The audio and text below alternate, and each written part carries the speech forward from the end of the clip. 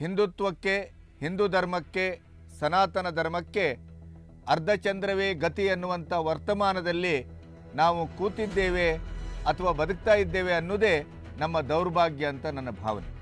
ಗಣಪತಿಯ ವಿಸರ್ಜನೆಗೆ ಹೊರಟ ಗಣಪತಿಯ ಮೂರ್ತಿ ನಿನ್ನೆ ಭಂಜನಗೊಂಡಿದೆ, ವಿರೂಪಗೊಂಡಿದೆ. ಅದನ್ನು ಪೊಲೀಸರೇ ಕೊನೆಗೆ ವಿಸರ್ಜನೆ ಮಾಡಿದರು. ಚಲುವರಾಯ ಸ್ವಾಮಿ ಹೇಳ್ತಾರೆ, ಬಿಜೆಪಿಯವರ ಒಂದು ಹೂಟ ಅಥವಾ ತಂತ್ರದ ಫಲ ಇದು. ಬಹುಶಃ 75 ವರ್ಷಗಳಲ್ಲಿ ಕರ್ನಾಟಕ ಯಾವತ್ತೂ ಇಂಥ ಹಗರಣಗಳ ಹಳವಂಡವನ್ನು ಕಂಡೇ ಇರಲಿಲ್ಲ. ಮುಖ್ಯಮಂತ್ರಿಯಿಂದ ಹಿಡಿದು ಪ್ರತಿಯೊಬ್ಬ ಸಚಿವರ ಮೇಲೆ ಹಗರಣಗಳು. ಹಿಂದೂಗಳನ್ನು ಕಾಫಿರ್ರು ಅವರನ್ನು ಕೊಲ್ಲಲಿಕ್ಕೆ ಯೋಗ್ಯ ಅಂತ ಮಸೀದಿಗಳಲ್ಲಿ ಇವತ್ತು ಧರ್ಮ ಬೋಧನೆ ಮಾಡ್ತಾ ಇದ್ದವರು ಯಾರು? ಶ್ರೀರಾಮ ಸೇನೆಯ ತ್ರಿಶೂಲ ದೀಕ್ಷೆ ಸಮಾಜಕ್ಕೆ ಅಪಾಯಕಾರಿ.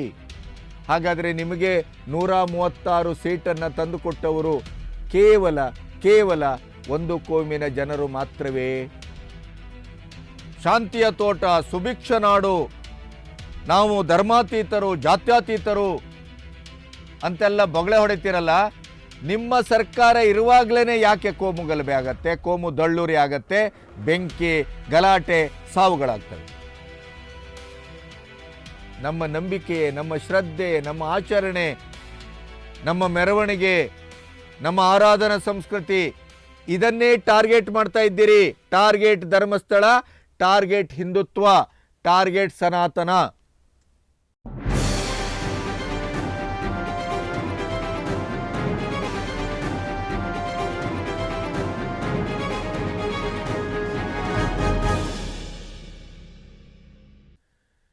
ನಮಸ್ತೆ, ಬಿ ಗಣಪತಿ ನ್ಯೂಸ್ ಚಾನಲ್ಗೆ ಸ್ವಾಗತ.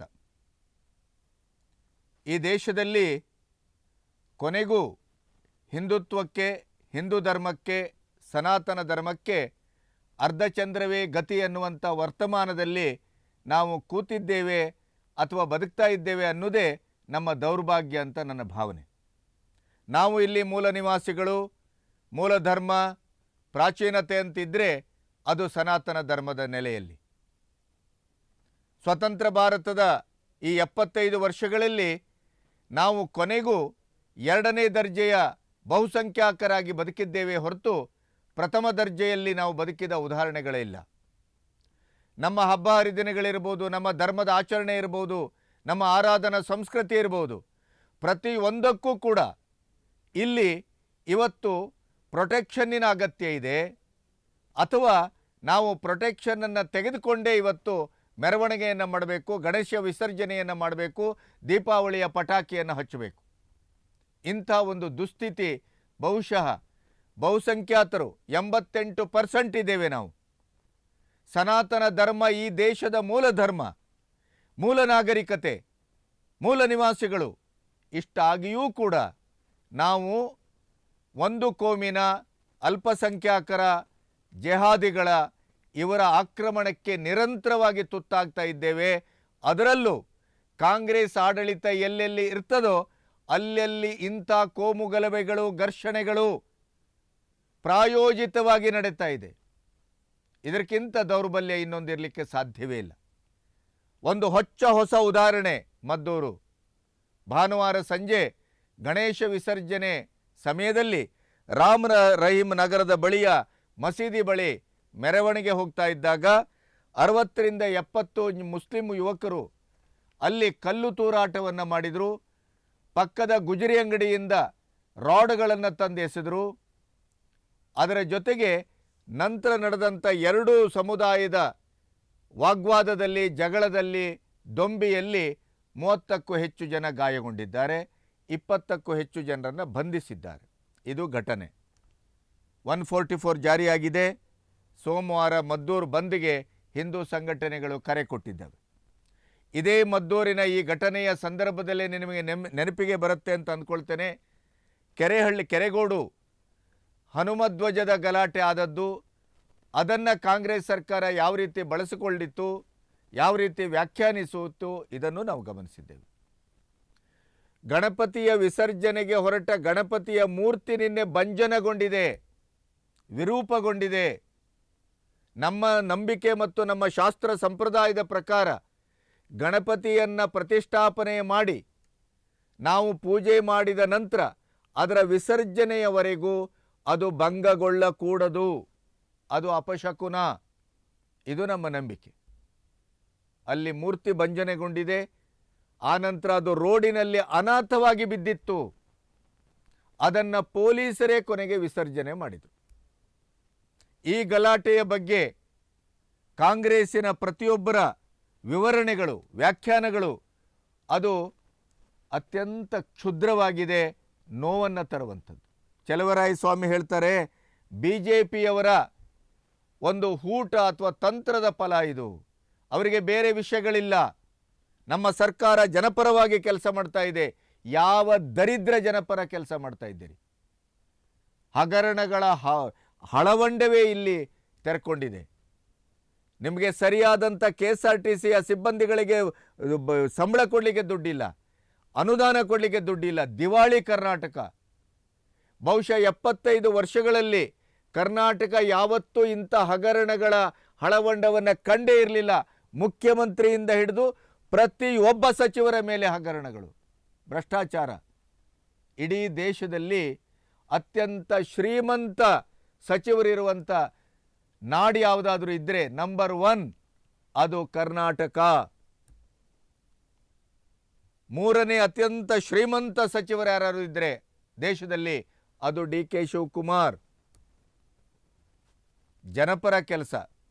ನಿಮ್ಮ ಬಿಟ್ಟಿ ಭಾಗ್ಯಗಳಿಂದ ಇಡೀ ಕರ್ನಾಟಕದ ಚಾರಿತ್ರಿಕವಾದಂಥ ಒಂದು ಸಮೃದ್ಧತೆ ಅಂತೇನಿತ್ತು, ನಮ್ಮದೇ ಆದಂಥ ಒಂದು ಪರಂಪರೆ ಅಂತೇನಿತ್ತು, ಸ್ವಾಭಿಮಾನಿ ಕರ್ನಾಟಕ ಅಂತೇನಿತ್ತು, ಅದನ್ನು ಸಂಪೂರ್ಣವಾಗಿ ಮಣ್ಣು ಮಾಡಿದ್ದೀರಿ.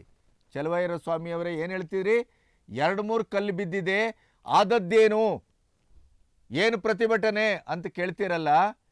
ಇದೇ ನಾನು ನಿಮಗೆ ಒಂದು ಪ್ರಶ್ನೆಯನ್ನು ಕೇಳ್ತೇನೆ. ಒಂದೇ ಒಂದು ಮುಸ್ಲಿಂ ಸಮುದಾಯದ ಯಾವುದಾದ್ರೂ ಒಂದು ಹಬ್ಬ ಹರಿದಿನದ ಆಚರಣೆಯಲ್ಲಿ ಅವರ ಒಂದು ಹಸಿರು ಧ್ವಜದ ಒಂದು ಸಣ್ಣ ತುಂಡು ಏನಾದರೂ ಹಿಂದೂಗಳಿಂದ ಅದು ವಿರೂಪಗೊಂಡಿತ್ತು ಅಂತಾದರೆ ಏನಾದೀತು, ಏನಾಗಿದೆ, ಏನಾಗಬಹುದು? ಯೋಚನೆ ಇದೆಯೇ ನಿಮಗೆ? ನಿಮಗೆ ಇದೇ ದಾರಿಯಲ್ಲಿ ಮೆರವಣಿಗೆ ಹೋಗ್ತದೆ ಅನ್ನುವಂಥ ಕನಿಷ್ಠ ಜ್ಞಾನ ಇರಲಿಲ್ವಾ? ಏನು ಬಂದೋಬಸ್ತ್ ಮಾಡಿದಿರಿ? ಏನು ಪ್ರಿಕಾಷನರಿ ಮೆಜರ್ಸನ್ನು ತೆಗೆದುಕೊಂಡ್ರಿ? ಒಂದು ಸಣ್ಣ ಮಸೀದಿ, ಅದು ಅಕ್ರಮವೋ ಸಕ್ರಮವೋ, ಅದು ಗೌರ್ಮೆಂಟಿನ ಪರ್ಮಿಷನ್ ಇದೆಯೋ ಇಲ್ವೋ ಗೊತ್ತಿಲ್ಲ. ಆದರೆ ಒಂದು ಸಣ್ಣ ಮಸೀದಿಯಲ್ಲಿ ಏನಾದರೂ ಒಂದು ಕಾರ್ಯಕ್ರಮ ನಡೀತದೆ ಅಂತಂದರೆ ಸಾವಿರಾರು ಪೊಲೀಸರನ್ನು ನೇಮಿಸ್ತೀರಿ. ಗಣೇಶ ವಿಸರ್ಜನೆ ಅಂತಂದರೆ ಅಷ್ಟು ಸಡಿಲಾಗೋಯ್ತಾ ನಿಮಗೆ? ಅಷ್ಟು ನಿರ್ಲಕ್ಷ್ಯವ? ಮದ್ದೂರಿನಲ್ಲಿ ಈ ಘಟನೆ ನಡೆದದ್ದು ಪೂರ್ವ ನಿಯೋಜಿತ ಅನ್ನೋದರ ಬಗ್ಗೆ ಯಾವ ಸಾಕ್ಷಿಗಳು ಬೇಕಾಗಿಲ್ಲ. ಕಲ್ಲು ತೂರಾಟ, ಕಲ್ಲನ್ನು ಶೇಖರಿಸಿದೇನೆ ತೂರುವುದು ಹೇಗೆ ಹೇಳಿ? ಯಾವ ಕಾರಣಕ್ಕಿದಾಯಿತು ಅನ್ನೋದರ ಬಗ್ಗೆ ಒಂದು ತನಿಖೆ ಮಾಡುವಂಥ ಸಾವಧಾನ ಇಲ್ಲ ನಿಮಗೆ, ತಾಳ್ಮೆ ಇಲ್ಲ. ಮತ್ತೆ ನೀವು BJPಯವರ ಮೇಲೆ ಆರೋಪ ಮಾಡ್ತೀರಿ, ಹಿಂದೂಗಳ ಮೇಲೆ ಆರೋಪ ಮಾಡ್ತೀರಿ. ಚಾಮುಂಡಿ ಬೆಟ್ಟ ಹಿಂದೂಗಳ ಸ್ವತ್ತಲ್ಲ ಅಂತ ಘೋಷಣೆ ಮಾಡ್ತೀರಿ. ಟಾರ್ಗೆಟ್ ಧರ್ಮಸ್ಥಳ ಆದಾಗ ಅಲ್ಲಿಗೆ BJPಯನ್ನು ಲಿಂಕ್ ಮಾಡ್ತೀರಿ, ಹಿಂದೂಗಳನ್ನು ಲಿಂಕ್ ಮಾಡ್ತೀರಿ, ಅಲ್ಲೂ ರಾಜಕೀಯವನ್ನು ಮಾಡ್ತೀರಿ. ಏನು ಮಾಡ್ಲಿಕ್ಕೆ ಹೊರಟಿದ್ದೀರಿ? ಇದೇ ರಾಹುಲ್ ಗಾಂಧಿ ಸಂಸತ್ತಿನಲ್ಲಿ ಹೇಳ್ತಾರೆ, ಏನು ಹಿಂದೂ ಧರ್ಮ, ಹಿಂದುತ್ವ ಅಂದರೆ ಹಿಂಸೆ ಹಿಂಸೆ ಹಿಂಸೆ ಅಂತ 3 ಸಾರಿ ಹೇಳ್ತಾರೆ. ಅದೇ ನಮ್ಮ ಮುಖ್ಯಮಂತ್ರಿ ಸಿದ್ದರಾಮಯ್ಯನವರು ನಿನ್ನೆ ಮುಸ್ಲಿಮರ ಹಬ್ಬದಲ್ಲಿ ವೇದಿಕೆಯಲ್ಲಿ ಟೊಪ್ಪೆ ಹಾಕ್ಕೊಂಡು, ಶಾಲ ಹಾಕ್ಕೊಂಡು ಕಣ್ಣಿಗೆ ಕಾಡಿಗೆ ಹಾಕಿದ್ದಾರೋ ಇಲ್ವೋ ಅಂತ ನಾನು ಗಮನಿಸಲಿಲ್ಲ. ಅದೇ ನಾವು ಹಿಂದೂ ಸಮಾಜದ ಯಾವುದೋ ಒಂದು ಫಂಕ್ಷನ್ಗೆ ಹೋದರೆ ಒಂದು ಕೇಸರಿ ಶಾಲನ್ನು ಭುಜದ ಮೇಲೆ ಇಟ್ಟರೆ ಸಾಕು, ಅದನ್ನು ತೆಗೆದು ಬಿಸಾಡ್ತೀರಿ. ಯಾಕೆ? ಏನಾಗಿದೆ? ಯಾಕೆ ಅಷ್ಟು ಅಲರ್ಜಿ?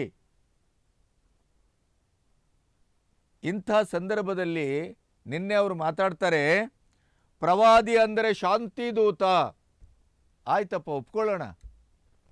ನೀವು ಅದರ ಮುಂದೆ ಮಾತಾಡ್ತೀರಲ್ಲ, ಹಿಂದುತ್ವ, ಹಿಂದೂ ಧರ್ಮ ಅಂದರೆ ಕೊಲೆ, ಗಲಾಟೆ, ದರೋಡೆ ಅಂತೀರಲ್ಲ,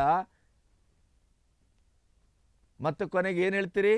ಆಯಕಟ್ಟಿನ ಜಾಗದಲ್ಲಿ ವೋಟ್ ಬ್ಯಾಂಕಿನ ಪ್ರಶ್ನೆ ಬಂದಾಗ ನಾನು ಹಿಂದೂ, ನನ್ನ ಹೆಸರಲ್ಲಿ ಸಿದ್ದರಾಮಯ್ಯ ಇದ್ದಾನೆ ಅಂತಿರಲ್ಲ. ಹಿಂದುತ್ವ ಮೇಲೆ, ಹಿಂದೂ ಧರ್ಮದ ಮೇಲೆ, ಚಾಮುಂಡಿ ಬೆಟ್ಟದ ಮೇಲೆ, ಧರ್ಮಸ್ಥಳದ ಮೇಲೆ, ನಮ್ಮ ಶ್ರದ್ಧಾ ಕೇಂದ್ರಗಳ ಮೇಲೆ ಯಾಕಿಷ್ಟು ಅಲರ್ಜಿ, ಯಾಕಿಷ್ಟು ಕೋಪ? ಸರ್ವೇ ಜನ ಸುಖಿನೋ ಭವಂತು ಅಂತ ಹೇಳಿದ ದೇಶ ಅಥವಾ ಧರ್ಮ ತತ್ವ ಯಾವುದು ಹೇಳಿ? ಹಿಂದೂಗಳನ್ನ ಕಾಫಿರ್ರು ಅವರನ್ನ ಕೊಲ್ಲಲಿಕ್ಕೆ ಯೋಗ್ಯ ಅಂತ ಮಸೀದಿಗಳಲ್ಲಿ ಇವತ್ತು ಧರ್ಮ ಬೋಧನೆ ಮಾಡ್ತಾ ಇದ್ದವರು ಯಾರು? ಇದು ನಾನು ಹೇಳ್ತಾ ಇದ್ದದ್ದಲ್ಲ. ನೂರಾರು ವಿಡಿಯೋಗಳು, ಹುಟ್ಟಿದ ಮಗು, ಒಂದು 4 ವರ್ಷ 5 ವರ್ಷದ ಮಗು ಹೇಳ್ತಾ ಇದೆ ಅದನ್ನ.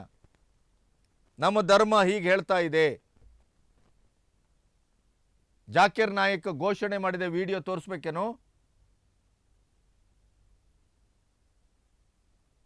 ಪೊಲೀಸ್ ಇಲಾಖೆ ಏನು ಮಣ್ಣು ತಿಂತ ಇತ್ತ? ಮೆರವಣಿಗೆಯಿಂದ ಹೊಸ್ತೇನು? ಅವರದೇ ಒಂದೇ ಒಂದು ಮೆರವಣಿಗೆ ಹೋಗ್ಬೇಕಾದ್ರೆ ಸಾವಿರಾರು ಪೊಲೀಸರನ್ನು ಇಡ್ತಿರಲ್ಲ ನೀವು. ಇದೇ ಗಣೇಶನ ಹಬ್ಬ ಏನು ಹೊಸ್ತಾ? ಇದು ಪ್ರತಿ ವರ್ಷ ಆಗುವಂಥದ್ದು. ಅದು ಯಾವ ದರ್ಜೆಯಲ್ಲಿ ಮೆರವಣಿಗೆ ಹೋಗ್ತದೆ, ಯಾವ ಏರಿಯಾದಲ್ಲಿ ಹೋಗ್ತದೆ, ಹೇಗೆ ಹೋಗ್ತದೆ, ಅದರ ಬಗ್ಗೆ ಒಂದು ನೀಲನಕ್ಷೆ ನಿಮಗೆ ಮೊದಲೇ ಗೊತ್ತಿತ್ತು ತಾನೆ? ಯಾಕೆ ಮಾಡಲಿಲ್ಲ? ಇವತ್ತು ಪ್ರತಿಯೊಂದು ವಿಚಾರದಲ್ಲಿ ನಾವು ಟೆಕ್ನಾಲಜಿಯನ್ನು ಬಳಸ್ಕೊಳ್ತಾ ಇದ್ದೇವೆ. ಪೊಲೀಸ್ ಇಲಾಖೆಯ ದೌರ್ಬಲ್ಯವನ್ನು ಪಟ್ಟಿ ಮಾಡುವುದು ಅಂತಾದರೆ ನೀವು ಡ್ರೋನನ್ನು ಯಾಕೆ ಬಳಸಿಲ್ಲ? ಮೆರವಣಿಗೆ ಸಾಗುವಂಥ ದಾರಿಯಲ್ಲಿ ಡ್ರೋನ್ಗಳನ್ನು ಯಾಕೆ ಬಳಸಿಲ್ಲ? ನಂಬರ್ 1. ಇನ್ನೊಂದು, ಮೆರವಣಿಗೆ ಹೋಗುವಂಥ ಏರಿಯಾದಲ್ಲಿ ಸ್ಕೈ ಚೆಕ್ಕಿಂಗ್ ಯಾಕೆ ಮಾಡಿಲ್ಲ? ಎಲ್ಲ ದೊಡ್ಡ ದೊಡ್ಡ ಬಿಲ್ಡಿಂಗೋ ಸಣ್ಣ ಸಣ್ಣ ಬಿಲ್ಡಿಂಗೋ ಅದರ ಮೇಲ್ಗಡೆ ಕಲ್ಲು ಶೇಖರಣೆ ಆಗಿದೆಯೇ ಅಥವಾ ಇನ್ನೊಂದಾಗಿದೆಯೇ ಮಗದೊಂದಾಗಿದೆಯೇ, ಯಾಕೆ ಚೆಕ್ಕಿಂಗ್ ಮಾಡಿಲ್ಲ? ಸ್ಕೈ ಸೆಂಟ್ರಿ ಅಂತ ಯಾಕೆ ಹಾಕಿಲ್ಲ? ನಿಮ್ಮ ಪೊಲೀಸ್ ಇಲಾಖೆಯಲ್ಲಿ ಇದೆಯಲ್ಲ.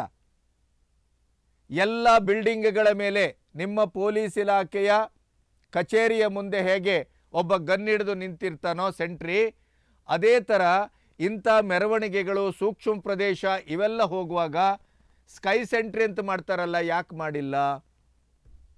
ಬಿಲ್ಡಿಂಗ್ಗಳ ಮೇಲೆ ಒಂದು ಗನ್ನನ್ನು ಕೊಟ್ಟು ಯಾಕೆ ಪೊಲೀಸರನ್ನು ನಿಲ್ಲಿಸಿಲ್ಲ? ಇಷ್ಟು ಟೇಕನ್ ಫಾರ್ ಗ್ರಾಂಟೆಡ್ ಯಾಕೆ? ಆಮೇಲೆ ನೀವು ಇಷ್ಟೆಲ್ಲ ಸಾಮಾಜಿಕ ಸ್ವಾಸ್ಥ್ಯದ ಬಗ್ಗೆ ಮಾತಾಡುವವರು, ಕಾಯ್ದೆಯನ್ನು ತನ್ನಿ, ಚರ್ಚು, ಮಸೀದಿ, ದೇವಸ್ಥಾನ ಮೂರನ್ನೂ ಕೂಡ ಅದರ ಎಲ್ಲ ಗರ್ಭಗುಡಿಯಿಂದ ಹಿಡಿದು ಪ್ರತಿಯೊಂದು, ಅದು ಚರ್ಚ್ಗೂ ಅನ್ವಯಿಸಬೇಕು, ಮಸೀದಿಗೂ ಅನ್ವಯಿಸಬೇಕು. CCTV ಹಾಕಿ. ಎವ್ರಿ 10 days ನೀವು ಚೆಕಿಂಗ್ ಮಾಡಿ, ಪರಿಶೀಲನೆ ಮಾಡಿ. ದೇವಸ್ಥಾನದಲ್ಲಿಯೂ ಕಲ್ಲು ಇದ್ದರೆ ಅವರಿಗೆ ಆ್ಯಕ್ಷನ್ ತಗೊಳ್ಳಿ. ಮಸೀದಿಯಲ್ಲೂ ಕಲ್ಲು ರಾಶಿಗಳಿದ್ದರೆ, ಚೀಲಗಳಿದ್ದರೆ ಆ್ಯಕ್ಷನ್ ತಗೊಳ್ಳಿ. ಚರ್ಚ್ಗಳಲ್ಲೂ ಇದ್ದರೆ ಆ್ಯಕ್ಷನ್ ತಗೊಳ್ಳಿ. ಸಾರ್ವತ್ರಿಕವಾಗಿ ಮಾಡಿ. ಇದನ್ನು ಯಾಕೆ ಮಾಡ್ತಾ ಇಲ್ಲ? ಹೇಳ್ತಿರಲ್ಲ, ಶ್ರೀರಾಮ ಸೇನೆಯ ತ್ರಿಶೂಲ ದೀಕ್ಷೆ ಸಮಾಜಕ್ಕೆ ಅಪಾಯಕಾರಿ, ಕೊಲೆಗಡಕರು ಅಂತಿರಲ್ಲ. ನಾನು ನಿಮಗೆ ಇವತ್ತು ಚಾಲೆಂಜ್ ಮಾಡ್ತೇನೆ. ಶ್ರೀರಾಮ ಸೇನೆಯ ಅಥವಾ ಹಿಂದೂ ಸಂಘಟನೆಯ ತ್ರಿಶೂಲದಿಂದ, ತ್ರಿಶೂಲ ದೀಕ್ಷೆಯಿಂದ ಒಂದೇ ಒಂದು ಕೊಲೆ, ಸುಲಿಗೆ, ದರೋಡೆಯೋ ಅಥವಾ ಇಡೀ ಸಾಮಾಜಿಕ ಸ್ವಾಸ್ಥ್ಯವನ್ನು ಕೆಡಿಸುವಂಥ ಘಟನೆ ನಡೆದಿದ್ದರೆ ತೋರಿಸಿ. ರಾಗಿಗುಡ್ಡ, ಹುಬ್ಬಳ್ಳಿ, ಶಿವಮೊಗ್ಗ ಟೌನು, ಮೈಸೂರು, ಎಲ್ಲಿ ಬೇಕು ನಿಮಗೆ ಸಾರ್ವಜನಿಕವಾಗಿ ಕತ್ತಿಯನ್ನು ಜಳಪಿಸಿದ್ದು, ಇದೇ ಬಳ್ಳಾರಿಯಲ್ಲಿ ಹೆಬ್ಬಾಗಿಲಿಗೆ ಕತ್ತಿಯನ್ನು ಕಟ್ಟಿದ್ದು,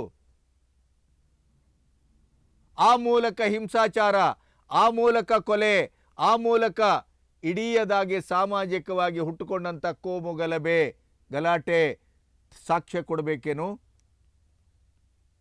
ಯಾಕೆ ವಾಸ್ತವವನ್ನು ಮರೆಮಾಚ್ತೀರಿ? ಯಾಕೆ ಹಿಂದೂಗಳನ್ನು ಟಾರ್ಗೆಟ್ ಮಾಡ್ತಾ ಇದ್ದೀರಿ? ಯಾಕೆ ಹಿಂದುತ್ವವನ್ನು ಟಾರ್ಗೆಟ್ ಮಾಡ್ತಾ ಇದ್ದೀರಿ? ಯಾಕೆ ಹಿಂದೂ ಧರ್ಮ ದರೋಡೆ, ಕೊಲೆ, ಸುಲಿಗೆ ಅಂತ ಯಾಕೆ ಮುಖ್ಯಮಂತ್ರಿಗಳೇ ತಮ್ಮ ನಾಲಿಗೆಯಲ್ಲಿ ಯಾಕೆ ಇಂಥ ಶಬ್ದಗಳು ಬರ್ತವೆ ಹೇಳಿ? ನಿಮಗೆ ಅನ್ಯ ಧರ್ಮ, ಅಲ್ಪಸಂಖ್ಯಾತರು, ದೇ ಆರ್ ಅವರ್ ಬ್ರದರ್ಸ್ ಈ ಥರ ಮಾತಾಡುವಾಗ ನೀವೇ ಅಧಿಕಾರಕ್ಕೆ ತಂದಿದ್ದೀರಿ, ಇದು ನಿಮ್ಮ ಸರ್ಕಾರ ಅಂತ ಹೇಳ್ತಿರಲ್ಲ. ಹಾಗಾದರೆ ನಿಮಗೆ 136 ಸೀಟನ್ನು ತಂದುಕೊಟ್ಟವರು ಕೇವಲ ಒಂದು ಕೋಮಿನ ಜನರು ಮಾತ್ರವೇ? ಇಷ್ಟೆಲ್ಲ ಹಿಂದುತ್ವದ ಬಗ್ಗೆ, ಹಿಂದೂ ಧರ್ಮದ ಬಗ್ಗೆ ಕೊಲೆ, ದರೋಡೆ, ಸುಲಿಗೆ ಅಂತಿರಲ್ಲ, ನಮ್ಮ ಹುಂಡಿಯ ಹಣಕ್ಕೆ ಯಾಕೆ ಕೈ ಹಾಕ್ತೀರಿ? ನಮ್ಮ ದೇವಸ್ಥಾನದ ಆರ್ಥಿಕ ಸಂಪತ್ತಿನ ಬಗ್ಗೆ ಯಾಕೆ ನಿಮಗೆ ಕಾಳಜಿ? ಬಿಡಿ ಅದನ್ನು. 470 ಕೋಟಿಯನ್ನು ಇತ್ತೀಚೆಗೆ ತೆಗೆದು 372 ಕೋಟಿಯನ್ನು ಚರ್ಚು ಮತ್ತು ಮಸೀದಿಗೆ ಕೊಟ್ರಲ್ಲ, ಯಾರಪ್ಪನ ದುಡ್ಡು ಅಂತ? ಯಾರ್ದು? ನಿಮಗೊಂದು ಅಂಕಿಅಂಶ ಕೊಡ್ಲೇನು? ಸ್ವತಂತ್ರ ಭಾರತದ ಸಂದರ್ಭದಲ್ಲಿ ಪಾಕಿಸ್ತಾನ, ಇಂಡಿಯಾ ಏನು ವಿಭಾಗ ಆಯ್ತಲ್ಲ, ಆವಾಗಲೇ ಅಂಬೇಡ್ಕರ್ ಹೇಳಿದರು ಥಾಟ್ಸ್ ಆಫ್ ಪಾಕಿಸ್ತಾನದಲ್ಲಿ, ನೀವು ಭಾರತವನ್ನು ಒಡೆಯಬಾರದಿತ್ತು, ಒಡೆದಿದ್ದೀರಿ. ಇತಿಹಾಸ ನಮ್ಮ ಕಣ್ಣೆದುರು ಸಾಕ್ಷಿ ಇದೆ. ಇದು ಜೆನೆಟಿಕ್ ಪ್ರಾಬ್ಲಮ್ಮು. ಹಿಂದೂ ಮುಸ್ಲಿಮರು ಒಟ್ಟಾಗಿ ಬದುಕಲಿಕ್ಕೆ ಸಾಧ್ಯವೇ ಇಲ್ಲ. ಅಲ್ಲಿದ್ದ ಹಿಂದೂಗಳನ್ನು ವಾಪಸ್ ಕರೆಸ್ಕೊಳ್ಳಿ, ಇಲ್ಲಿಂದ ಮುಸ್ಲಿಮರನ್ನು ಪಾಕಿಸ್ತಾನಕ್ಕೆ ಕಳಿಸಿ, ಪಾಪ್ಯುಲೇಷನ್ ಎಕ್ಸ್ಚೇಂಜ್ ಮಾಡಿ. ಕೇಳಲಿಲ್ಲ ನೀವು. ಪಟೇಲ್ರ ಮತ್ತು ಅಂಬೇಡ್ಕರ್ ಅವರ ಮಾತನ್ನು ಕೇಳಲಿಲ್ಲ. ಥಾಟ್ಸ್ ಆಫ್ ಪಾಕಿಸ್ತಾನ್ ಆ ಪುಸ್ತಕವನ್ನು ನೀವು ಓದಿದರೆ ಅಂಬೇಡ್ಕರ್ ಎಂಥ ಒಂದು ಮೇಧಾವಿ ಮತ್ತು ಇಡೀ ಪ್ರಪಂಚದ ಇತಿಹಾಸವನ್ನು ಅಧ್ಯಯನ ಮಾಡಿ ಅವತ್ತವರು ಭಾಳ ಸ್ಪಷ್ಟವಾಗಿ ಹೇಳಿದರು, ಇದರ ದಾರುಣತೆಯನ್ನು ನೀವು ಅನುಭವಿಸ್ತೀರಿ ಅಂತ ಹೇಳಿದರು. ಅದು ಇವತ್ತಾಗ್ತಾಯಿದೆ. ಒಂದು ಅಂಕಿಅಂಶ ಕೊಡ್ತೇನೆ ನಿಮಗೆ. ಇದೇ ಸ್ವತಂತ್ರ ಬಂದಾಗ ಪಾಕಿಸ್ತಾನದಲ್ಲಿ 4580 ದೇವಸ್ಥಾನಗಳಿದ್ದವು. ಎಷ್ಟು? 4580. ಇವತ್ತೆಷ್ಟಿದೆ ಗೊತ್ತಾ? ಕೇವಲ 20. 32% ಇತ್ತು. 28 32% ಅಂತವೆ ಹಿಂದೂಗಳ ಪಾಪ್ಯುಲೇಷನ್ನು. ಎಲ್ಲಿ? ಪಾಕಿಸ್ತಾನದಲ್ಲಿ ವಿಭಜನೆ ಆದಾಗ. ಈಗ 2%. ಎಷ್ಟು? 2%. 8 ಹೇಳ್ತಾರೆ, ಆದರೆ ಅಧಿಕೃತವಾಗಿ CNN ಇತ್ತೀಚೆಗೆ ಮಾಡಿದ ರಿಪೋರ್ಟ್ ಪ್ರಕಾರ 2%. ಅದೇ ಭಾರತದಲ್ಲಿ ಮಸೀದಿಗಳ ಸಂಖ್ಯೆ ಎಷ್ಟಿತ್ತು ಪಾರ್ಟಿಷನ್ ಆದಾಗ? ಭಾರತದಲ್ಲಿ 88 ಮಸೀದಿಗಳಿದ್ವು. ಇವತ್ತೆಷ್ಟಿದೆ ಗೊತ್ತೇನು? 6 ಲಕ್ಷ ಮಸೀದಿಗಳಿದೆ. ಇಡೀ ಮಸೀದಿಗಳು ಕಾನೂನು ಪ್ರಕಾರ ಸರ್ಕಾರದ ಎಲ್ಲ ಪರ್ಮಿಷನ್ ತೆಗೆದುಕೊಂಡು ಕಟ್ಟಿದೆಯೇ? ಈ ಪ್ರಶ್ನೆಯನ್ನು ಇಟ್ಕೊಂಡು ಪ್ರತಿಯೊಂದು ಮಸೀದಿಯನ್ನು ಚೆಕ್ ಮಾಡಬೇಕಾದಂಥ ಸಂದರ್ಭದಲ್ಲಿ ನಾವು ನಿಂತಿದ್ದೇವೆ. ಯಾಕೆ ಗೊತ್ತಾ? ಹಿಂದೂ ದೇಶ, ಸನಾತನ ಧರ್ಮ. ನಮಗೆ ದೀಪಾವಳಿ ಇದೆ, ನಮಗೆ ನವರಾತ್ರಿ ಇದೆ, ನಮಗೆ ಗಣೇಶ ಇದ್ದಾನೆ, ನಮ್ಮ ಮೆರವಣಿಗೆಗಳು ಹೋಗಬೇಕು, ನಮ್ಮ ಗಣೇಶನ ವಿಸರ್ಜನೆ ಆಗಬೇಕು. ಹೇಗೆ ಮತ್ತು ಎಲ್ಲಿಗೆ ಹೋಗಬೇಕು ಹೇಳಿ? ಕಂಡಲ್ಲಿ ಮಸೀದಿಗಳು ಉಟ್ಕೊಳ್ತಾ ಇದೆ. 6 ಲಕ್ಷ ಮಸೀದಿ ಇದೆ. ಯಾವ ದಾರಿಯಲ್ಲಿ ಹೋಗಬೇಕು? ಹೇಗೆ ಹೋಗಬೇಕು ಹೇಳಿ? ಒಂದೇ ಒಂದು ಮಸೀದಿಗಾದರೂ ಸರಿಯಾದ ಪರ್ಮಿಷನ್ ಇದೆ ಅಂತ ನೀವೇನಾದರೂ ಯೋಚನೆ ಮಾಡಿದ್ದೀರೇನು? ಅವರ ಇಡೀ ವಸತಿ ಪ್ರದೇಶದ ಒಳಗಡೆ ಪ್ರವೇಶವೇ ಇಲ್ಲ. ಯಾವ ಮಸೀದಿಯಲ್ಲಿ ಯಾವ ಶಿಕ್ಷಣ ಬೋಧನೆ ಆಗ್ತಾ ಇದೆ, ಏನಾಗ್ತದೆ ಅಂತ ಗೊತ್ತಿಲ್ಲ. ಆದರೆ ಅವರ ಶಿಕ್ಷಕರಿಗೆ ಲಕ್ಷ ಸಂಭಾವನೆ ಕೊಡ್ತಿದ್ದೀರಿ. ಭಗವದ್ಗೀತೆಯನ್ನು ಸೇರಿಸಬೇಕು ಅಂತಂದಾಗ ಈ ಪುಂಡಾಡಿ ಈ ಬುದ್ಧಿಜೀವಿಗಳು ಲೆಟರ್ ಕೊಡ್ತಾರೆ ಸೇರಿಸಬೇಡಿ ಅಂತ. ಅದೇ ಧರ್ಮ ಬೋಧನೆ ಮತ್ತು ದೇಶ ವಿರೋಧಿ, ಧರ್ಮ ವಿರೋಧಿ, ಜನವಿರೋಧಿ ತಿಳುವಳಿಕೆಯನ್ನು ಅವರದ ಮುಲ್ಲಾಗಳೇ ಕೊಡ್ತಾ ಇದ್ದಾರೆ ಅನ್ನೋದು ಬೇಕಾದಷ್ಟು ಸಾಕ್ಷ್ಯಗಳ ಸಮೇತ ವಿಡಿಯೋಗಳೆಲ್ಲ ಬರ್ತಾ ಇದೆ. ಅದರ ಮೇಲೆ ಆ್ಯಕ್ಷನ್ ಇಲ್ಲ. ಯಾಕೆ ಆ್ಯಕ್ಷನ್ ಇಲ್ಲ? ಧರ್ಮಬೋಧನೆಯ ಶಿಕ್ಷಣವನ್ನು ಶೈಕ್ಷಣಿಕ ಇಡಿಯದಾದಂಥ ಪ್ಲ್ಯಾಟ್ಫಾರ್ಮಲ್ಲಿ ಸೇರಿಸ್ಬೋದು ಮತ್ತು ಅವರಿಗೆ ಅನುದಾನವನ್ನು ಕೊಡ್ಬೋದು. ಭಗವದ್ಗೀತೆ ಬಂದ ಕೂಡಲೇ ಉರಿತದಲ್ಲ ನಿಮಗೆ? ಯಾವುದೋ ಅಡ್ನಾಡಿ ಬುದ್ಧಿಜೀವಿಗಳು ಬಂದು ಒಂದು ಲೆಟರ್ ಕೊಟ್ಟ ತಕ್ಷಣ ನೀವು ಅದನ್ನು ಬರ್ಖಾಸ್ತು ಮಾಡ್ತೀರಿ. ಯಾವುದೋ ಬುರುಡೆ ಹಿಡ್ಕೊಂಡು ಬಂದವನು ಪರವಾಗಿ ಬಂದರು ಅಂತೇಳಿ ಅರ್ಬನ್ ನಕ್ಸಲ್ಸು ಮತ್ತು ಎಡಪಂಥೀಯರು ಬಂದು ನಿಮ್ಮ ಪಕ್ಕದಲ್ಲಿ ನಿಂತು ಫೋಟೋ ತೆಗೆದು ಒಂದು ಮನವಿ ಕೊಟ್ಟರು ಅಂತ SIT ಅನ್ನು ಮಾಡ್ತೀರಿ. ಇಂಥ ಧರ್ಮದ ಹೆಸರಿನಲ್ಲಿ ಗಲಭೆ ಯಾವತ್ತಾದರೂ ನಾನು ಚಾಲೆಂಜ್ ಮಾಡ್ತೇನೆ. ಮುಸ್ಲಿಂ ಸಮುದಾಯದ, ಕ್ರಿಶ್ಚಿಯನ್ ಸಮುದಾಯದ ಯಾವುದೇ ಹಬ್ಬ ಹರಿದಿನಗಳಿಗೆ ಸಂಬಂಧಪಟ್ಟು ಮೆರವಣಿಗೆ ಹೋಗುವಾಗ ಹಿಂದೂಗಳು ಯಾವತ್ತಾದರೂ ಕಲ್ಲು ತೂರಿದಾರಾ, ರಾಡನ್ನು ಎಸೆದಿದ್ದಾರಾ, ಕತ್ತಿ ಜಳಪಿಸಿದಾರಾ?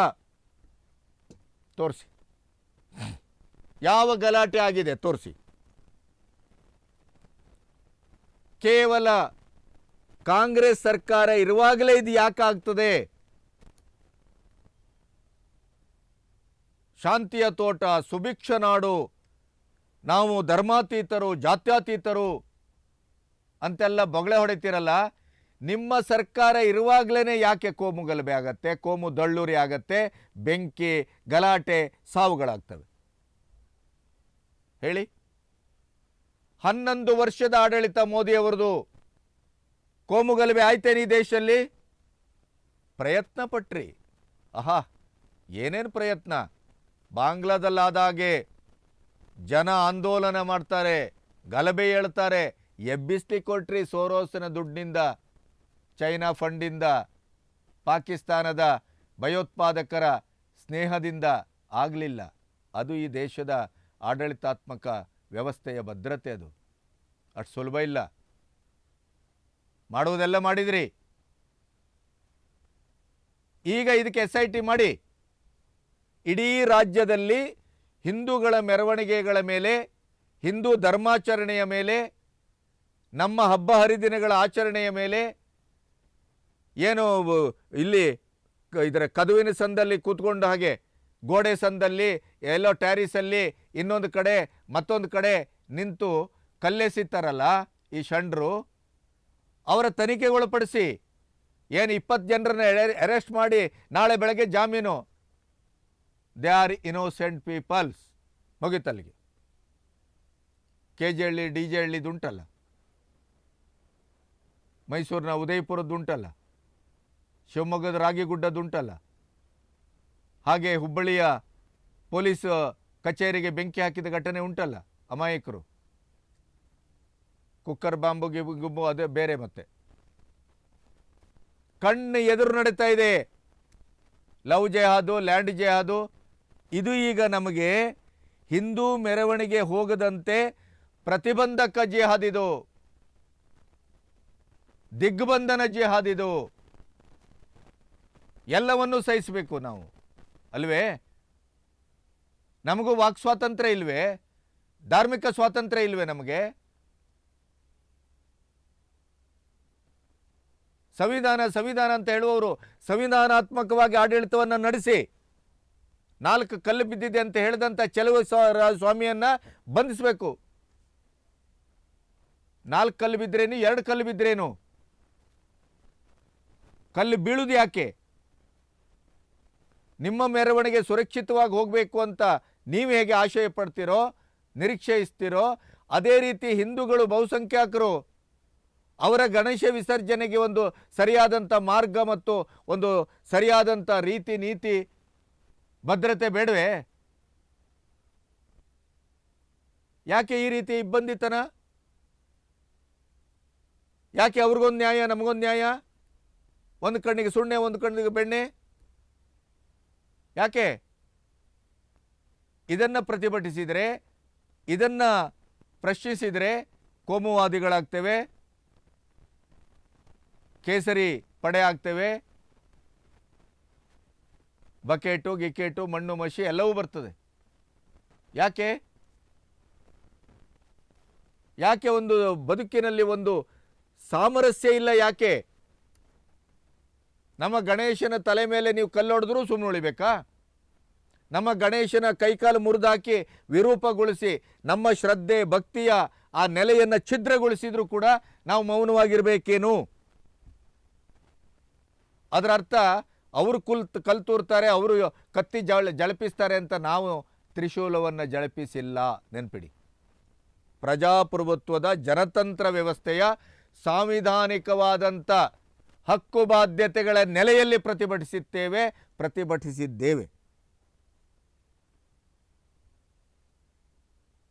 ಕಣ್ಣಿನ ಎದುರು ವಾಸ್ತವ ನಿಗಿ ಕೆಂಡದಾಗೆ ಪ್ರಜ್ವಲಿಸ್ತಾ ಇದೆ. ಆದರೆ ಅದನ್ನು ಸಂಪೂರ್ಣವಾಗಿ ತುಷ್ಟೀಕರಣದ ರಾಜಕಾರಣಕ್ಕೆ ಮತ್ತು ವೋಟ್ ಬ್ಯಾಂಕಿನ ರಾಜಕಾರಣದ ದೃಷ್ಟಿಯಲ್ಲಿ ಹಿಂದೂಗಳನ್ನು ಸಂಪೂರ್ಣವಾಗಿ ಹತ್ತಿಕ್ಕಲಾಗ್ತಾ ಇದೆ. ಹಿಂದೂಗಳ ಮೇಲೆ ಸಂಪೂರ್ಣವಾಗಿ ದಾರುಣವಾದ ದಾಳಿ ನಡೀತಾ ಇದೆ. ನಮಗೆ ಬೀದಿಯೂ ಇಲ್ಲ, ಮನೆಯೂ ಇಲ್ಲ, ಬದುಕೂ ಇಲ್ಲ, ವಾಸ್ತವವೂ ಇಲ್ಲ, ಭವಿಷ್ಯವೂ ಇಲ್ಲ. ಇಂಥ ದಾರುಣವಾದ ಸ್ಥಿತಿಯಲ್ಲಿ ನಾವು ನಿಂತಿದ್ದೇವೆ. ನಮ್ಮ ನಂಬಿಕೆ, ನಮ್ಮ ಶ್ರದ್ಧೆ, ನಮ್ಮ ಆಚರಣೆ, ನಮ್ಮ ಮೆರವಣಿಗೆ, ನಮ್ಮ ಆರಾಧನಾ ಸಂಸ್ಕೃತಿ ಇದನ್ನೇ ಟಾರ್ಗೆಟ್ ಮಾಡ್ತಾ ಇದ್ದೀರಿ.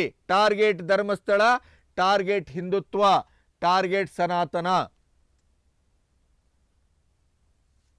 ನಮ್ಮ ದರಿದ್ರ ಹಿಂದೂಗಳಿಗೆ ಅದು ಅರ್ಥ ಆಗಬೇಕು. ನಾವು ಎಚ್ಚರಗೊಳ್ಳದೇ ಇದ್ದರೆ ಇನ್ನು ಇದೇ ರೀತಿಯಲ್ಲಿ ನಮ್ಮ ಮೇಲೆ ನಿರಂತರವಾಗಿ ದಾಳಿ ನಡೆಯುತ್ತದೆ. ಪ್ರತಿಭಟಿಸುವುದು ನಮ್ಮ ಹಕ್ಕು, ನ್ಯಾಯ ಕೇಳುವುದು ನಮ್ಮ ಹಕ್ಕು. ಮೆರವಣಿಗೆ ಅನ್ನುವಂಥದ್ದು ನಿಷೇಧ ಅಂತಾದರೆ ಒಂದು ಕೆಲಸ ಮಾಡಿ, ಧಾರ್ಮಿಕ ಆಚರಣೆ ಮತ್ತು ಶ್ರದ್ಧೆ ಭಕ್ತಿ ಇವೆಲ್ಲವೂ ವೈಯಕ್ತಿಕ ಅಂತೇಳಿ ಅದಕ್ಕೊಂದು ಬೌಂಡ್ರಿ ಹಾಕಿ. ಹಿಂದೂ ಮುಸ್ಲಿಂ ಕ್ರೈಸ್ತರು ಯಾರೇ ಇದ್ದರೂ ಬೀದಿಯಲ್ಲಿ ಧರ್ಮ ತರಬೇಡಿ ಅಂತ ಒಂದು ಸಂಪೂರ್ಣವಾದ ಕಾಯ್ದೆ ತನ್ನಿ. ಎಲ್ಲರಿಗೂ ಏಕ ಕಾಯ್ದೆಯನ್ನು ತನ್ನಿ. ನಾವು ಇದಕ್ಕಾಗಿ ಕೇಳ್ತಾ ಇದ್ದದ್ದು ಬಹುಕಾಲದಿಂದ ಕಾಮನ್ ಸಿವಿಲ್ ಕೋಡ್. ಈ ದೇಶಕ್ಕೆ 2 ಧ್ವಜ ನೋ, 2 ಸಂವಿಧಾನ ನೋ. ಇಲ್ಲಿ ಏಕತ್ರಗೊಳ್ಳತಕ್ಕದ್ದು. ನೀವು ಪ್ರತ್ಯೇಕ ರಾಷ್ಟ್ರವನ್ನು ಕೇಳಿದ್ದೀರಿ, ನಿಮಗೆ ಕೊಡಲಾಗಿದೆ. ಇದು ಮುಸ್ಲಿಂ ರಾಷ್ಟ್ರ ಅಲ್ಲ, ಇದು ಹಿಂದೂ ರಾಷ್ಟ್ರ. ಇಲ್ಲಿ ಸರ್ವೇ ಜನ ಸುಖಿನೋ ಭವಂತು ವೇದವಾಕ್ಯ. ಆ ನೆರಳಲ್ಲಿ, ಆಶ್ರಯದಲ್ಲಿ ಪ್ರತಿಯೊಬ್ಬರೂ ಬದುಕನ್ನ ನೇರ್ಪುಗೊಳಿಸಿಕೊಳ್ಳತಕ್ಕದ್ದು. ಸಂವಿಧಾನವು ಅದನ್ನೇ ಹೇಳಿದ್ದು. ವೋಟ್ ಬ್ಯಾಂಕಿಗಾಗಿ, ಆಡಳಿತಕ್ಕಾಗಿ, ಅಧಿಕಾರಕ್ಕಾಗಿ, ಹಣಕ್ಕಾಗಿ, ಭ್ರಷ್ಟಾಚಾರಕ್ಕಾಗಿ ಏನನ್ನೆಲ್ಲ ಮಾರ್ಕೊಳ್ತೀರಿ? ನಿಮ್ಮ ಸ್ವವನ್ನು ಮಾರಿದ್ರಿ, ಧರ್ಮವನ್ನು ಮಾರಿದ್ರಿ, ನಿಮ್ಮ ನೆಲೆಯನ್ನು ಮಾರಿದ್ರಿ. ಕೊನೆಗೂ ಅಲ್ಲಿ ಹೋಗಿ ಬಿರಿಯಾನಿ ತಿಂದು ಟೊಪ್ಪೆ ಹಾಕ್ಕೊಂಡು ಶಾಲು ಒದೆಸ್ಕೊಂಡು ಬಂದ್ಬಿಟ್ರೆ ಆಯಿತು. ಅದೇ ಎಲೆಕ್ಷನ್ ಬಂದಾಗ ಚಾಮುಂಡಿ ನೆನಪಾಗುತ್ತೆ. ಅದೇ ನಾವು ಆಡಳಿತಕ್ಕೆ ನೀವು ಬಂದ ನಂತರ ಇಡೀ ಚಾಮುಂಡಿಯನ್ನು, ಚಾಮುಂಡಿ ಬೆಟ್ಟವನ್ನು, ನಮ್ಮ ನವದುರ್ಗೆಯರ ಆರಾಧನೆಯ ನವರಾತ್ರಿಯನ್ನು ಅಪಭ್ರಂಶಗೊಳಿಸ್ಲಿಕ್ಕೆ ಹೋಗ್ತೀರಿ ಜಾತ್ಯತೀತತೆಯ ಹೆಸರಿನಲ್ಲಿ. ಅದು ಹಿಂದೂ ಧರ್ಮದ ಆಚರಣೆಯೇ ಅಲ್ಲ ಅಂತೀರಿ.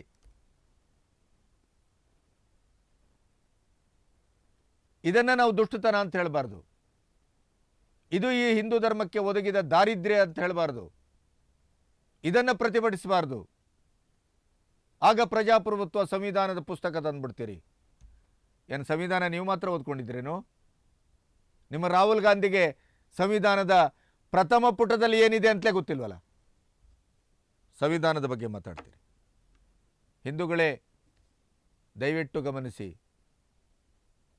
ನಮ್ಮ ಇಡೀದಾದ ಸನಾತನ ಧರ್ಮದ ನೆಲೆಯನ್ನೇ ಸಂಪೂರ್ಣವಾಗಿ ಹೊಸಕ್ಕೆ ಹಾಕುವಂಥ ಒಂದು ಇಂಟರ್ನ್ಯಾಷನಲ್, ಅಂತಾರಾಷ್ಟ್ರೀಯ ಷಡ್ಯಂತ್ರ ನಡೀತಾ ಇದೆ. ನೆನಪಿಡಿ, ಧರ್ಮಸ್ಥಳ ಅದರ ಒಂದು ಸ್ಯಾಂಪಲ್. ಗಣೇಶ ವಿಸರ್ಜನೆಯಲ್ಲಿ ಮದ್ದೂರಲ್ಲಿ ಆದಂಥ ಘಟನೆ ಒಂದು ಉಜ್ವಲವಾದ ಸ್ಯಾಂಪಲ್ಲು.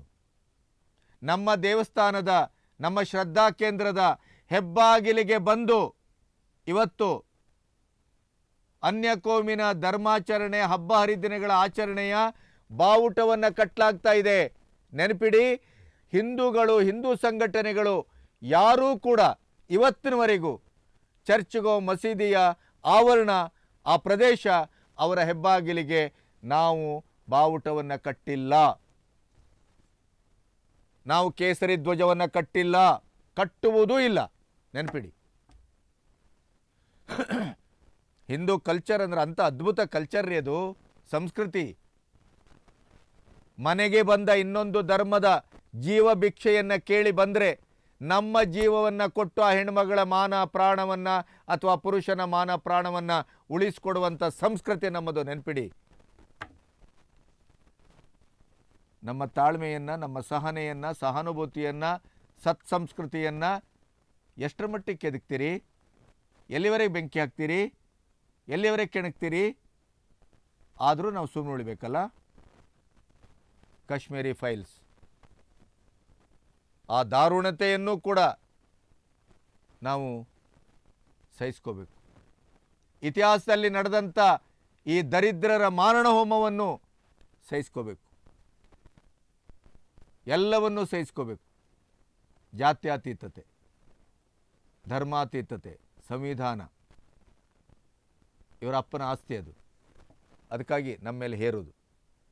ಹಾಗಾಗಿ ಹಿಂದೂಗಳೇ, ಇನ್ನಾದರೂ ಜಾಗೃತರಾಗಿ, ಇನ್ನಾದರೂ ನಿಮ್ಮನ್ನು ಅರ್ಥ ಮಾಡಿಕೊಳ್ಳಿ. ಸಣ್ಣ ಸಣ್ಣ ವಿಚಾರಕ್ಕೆ ಜಾತಿ, ಧರ್ಮ, ಬಣ್ಣ, ಅಂತಸ್ತು, ಆ ವಿಚಾರದಲ್ಲಿ ನಾವು ಒಡೆದೋಗಿದ್ದೇವಲ್ಲ, ಇನ್ನೂ ನಮ್ಮನ್ನು ಒಡೆದು ಹೋಗುವಂಥ ಸ್ಥಿತಿಗೆ ನಾವು ನಮ್ಮನ್ನೇ ಒಡ್ಡಿಕೊಂಡ್ರೆ ಇವರು ನಮ್ಮನ್ನು ಸಂಪೂರ್ಣ ಛಿದ್ರಗೊಳಿಸ್ತಾರೆ. ನೆನಪಿಡಿ, ಸಂಪೂರ್ಣವಾಗಿ ನಮ್ಮನ್ನು ನಾಮಾವಶೇಷ ಮಾಡ್ತಾರೆ. ಆ ದಿನಗಳಿಗೆ ಹೆಚ್ಚು ದೂರ ಇಲ್ಲ. 800-900 ವರ್ಷಗಳ ಕಾಲ ಮಹಮ್ಮದಿಯರು ದಾಳಿ ಮಾಡಿದ್ರು, ಈ ನೆಲ ಹಿಂದೂ ಧರ್ಮವನ್ನು ಉಳಿಸ್ಕೊಳ್ತು. ನಮ್ಮ ಇಡೀ ತಕ್ಷಶಿಲಾದಂಥ, ನಲಂದದಂಥ ವಿಶ್ವವಿದ್ಯಾನಿಲಯದ ಜ್ಞಾನದ ಸಂಪತ್ತನ್ನು ಬೆಂಕಿ ಹಾಕಿ ನಮ್ಮನ್ನು ಸಂಪೂರ್ಣವಾಗಿ ಧ್ವಂಸ ಮಾಡಿದರು. ನಮ್ಮ ಜ್ಞಾನ ಇಲ್ಲಿಯಲ್ಲೇ ಉಳಿತು ಮೌಖಿಕವಾಗಿ. ಆದರೆ ಈ 75 ವರ್ಷದಲ್ಲಿ ಆ ಶಕ್ತಿಯನ್ನು ನಮ್ಮ ಸನಾತನ ಧರ್ಮ ಕಳ್ಕೊಳ್ತಾ ಇದೆಯೇನೋ ಅನ್ನುವಂಥ ಒಂದು ದೊಡ್ಡ ಭಯ ನನ್ನನ್ನಂತೂ ಕಾಡ್ತಾ ಇದೆ. ಸತ್ಯ ಹೇಳ್ತೇನೆ. ಇದು ಪ್ರಜಾಪ್ರಭುತ್ವದ, ಸ್ವಾತಂತ್ರ್ಯದ ಪರಿಣಾಮ. ನೆನಪಿಡಿ. ನಮಸ್ತೆ.